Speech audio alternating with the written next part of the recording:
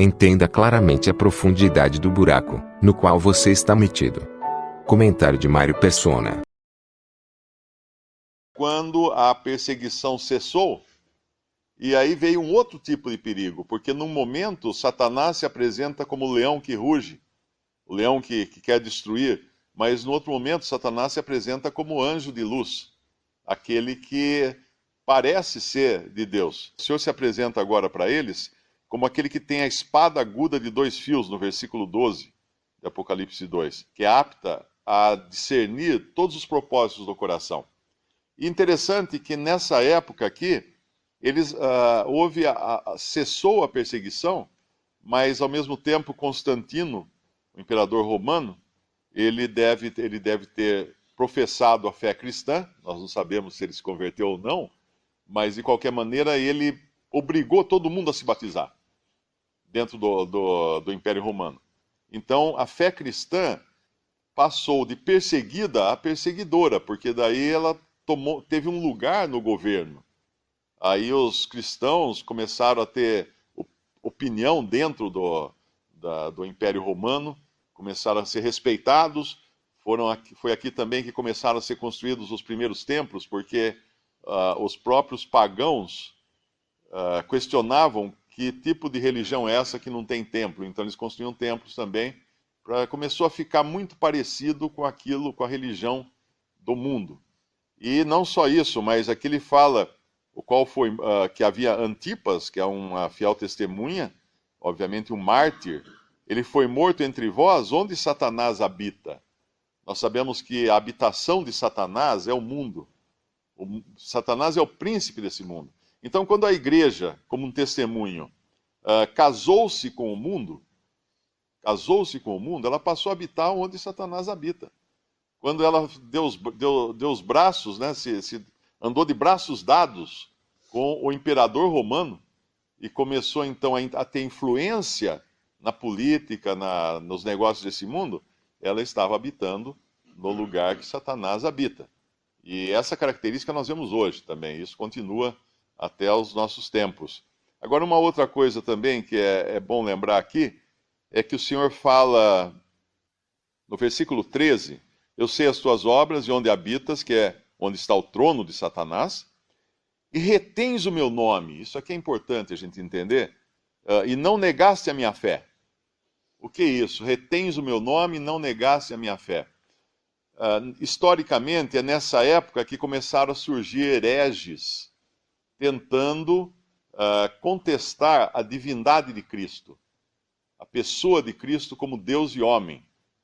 Foi aqui que surgiram algumas das correntes que até hoje existem, e algumas até se dizem cristãs, que negam a divindade de Cristo. E elas foram repelidas pelos cristãos dessa época. Não negasse a minha fé, retens o meu nome e não negasse a minha fé, ainda que morando onde está o trono de Satanás. Essa é a época daqueles primeiros concílios, quando os cristãos decidiram determinar exatamente o que era e o que não era a fé cristã, porque muitas más doutrinas e muitas heresias estavam se introduzindo entre os cristãos. E outra coisa que tem aqui, uma outra característica, essa agora negativa, não é? Ele fala no versículo 14, umas poucas coisas tenho contra ti. E a gente percebe que hoje o Senhor não poderia falar que tem poucas coisas contra o testemunho cristão na terra. Tem muitas coisas. Se lá em Éfeso, na primeira carta, o Senhor andava no meio dos 7 castiçais de ouro,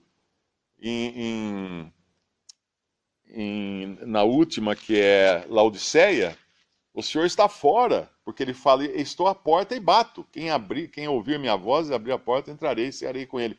Então a degradação, a decadência foi grande. Aqui nós estamos no meio caminho dessa decadência, mas o Senhor ainda tem poucas coisas contra Pérgamo. Uma delas, ele fala que tens lá os que seguem a doutrina de Balaão. Balaão representa várias coisas. Primeiro, ele era um falso profeta. Ele era um profeta pagão que foi contratado para amaldiçoar Israel, e Deus entrou no meio da conversa e se apresentou a Balaão, para susto de Balaão, né, porque nunca ele ele nunca tinha contato com Deus ou recebia oráculos de Deus. Mas Deus interferiu ali e disse para Balaão não seguir com os que o contratavam, o príncipe, o rei que o contratava, para amaldiçoar Israel, mas que não fosse com eles. Mas Balaão insiste, numa segunda vez que eles vêm convidar Balaão, o Senhor fala, vai com eles. E Balaão vai, só que lá ele não consegue amaldiçoar, ele só consegue abençoar Israel, para desespero do rei que o contratou. E mais tarde nós vemos que Balaão confessa a sua própria perdição, quando na sua profecia ele fala do cetro que se levantaria de Jacó, e esse é Cristo, e ele fala, vê-lo-ei, mas não de perto. Não de perto, ou seja, o destino dele não seria estar perto de Cristo, ele estaria perdido. E depois dessa derrocada dele na tentativa de profetizar contra os filhos de Israel, e Deus não permitiu isso, ele segue um outro caminho então, que é minar moralmente Israel, ensinando os filhos de Israel a tomarem esposas dentre os pagãos, para que assim eles se prostituíssem e acabassem adorando deuses pagãos. E Balaão tem muito a ver também com hoje o testemunho da cristandade na terra, porque essa característica de Balaão fazer a sua própria vontade é uma das características da cristandade hoje. Porque quando ele consulta o Senhor, quando ele consulta realmente o Deus e a sua palavra, e Deus fala para ele, não vá com os moabitas. Então essa característica dele perguntar ao Senhor primeiro, e o Senhor fala não, e ele, quando vem mais príncipes, mais honrados, e obviamente com mais presentes e mais honrarias, ele fala, peraí que eu vou perguntar de novo para o Senhor, vamos ver agora o que ele fala. Aí o Senhor fala, vai com eles. Essa característica hoje é uma característica nossa, né? De muitas vezes nós sabermos qual é a vontade do Senhor expressa na sua palavra, e às vezes insistimos. Mas, Senhor, no meu caso não é diferente o meu caso. Aí o Senhor fala, então vai para você ver o que é bom. E a gente vai e quebra a cara, e assim aconteceu com a cristandade também. Tinha a palavra de Deus muito clara, porém insistia em fazer a própria vontade. E isso não foi para a bênção, e essa é uma das características de Balaão. Outra característica de Balaão que se impregnou na cristandade é o profeta contratado.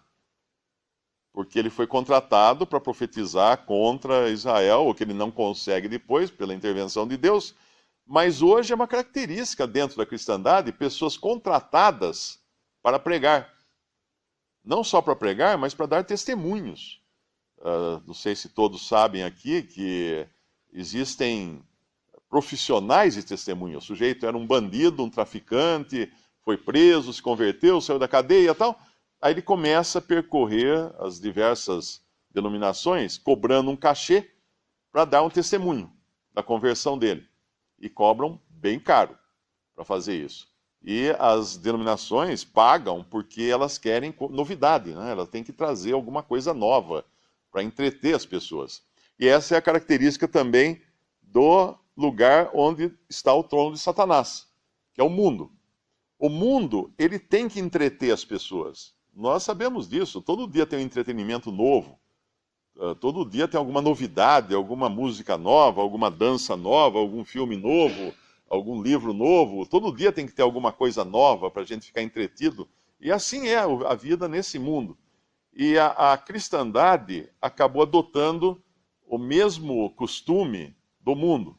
Ou seja, o pessoal não se contenta mais com Cristo só.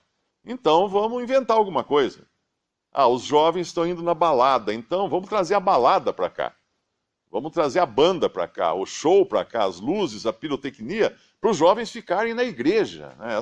Esse é o argumento que existe. Os jovens estão indo, faltando à igreja, aos cultos, para irem na luta livre, assistir luta. Vamos trazer a luta, então, para dentro da igreja, como algumas denominações já fazem, de colocar um ringue no meio e ter luta entre dois membros lá da denominação, e arruma alguns versículos para justificar isso. Depois o pastor vai lá e prega, fala que aquilo representa a nossa luta contra as potestades celestiais, etc. Aí justifica de alguma forma. Então é desfile de moda, é banda de rock, é testemunhos de pessoas que fizeram coisas escabrosas, né? Ah, o crente não pode assistir filme pornográfico. Vamos trazer a prostituta convertida, porque ela vai dar um testemunho de como era a vida dela em detalhes para a audiência dentro da igreja, então. E é realmente isso que acontece. A gente fica, às vezes, assombrado, mas é isso o que acontece. É trazer o mundo para dentro da cristandade. Com o argumento de que se não fizer isso, as pessoas vão para o mundo. Mas espera aí. É trazer o mar para dentro do navio. Né? O navio vai afundar. Não tem outro resultado para isso. Ficou com dúvidas? Assista o restante deste vídeo no canal Mário Persona, seguindo o link na descrição.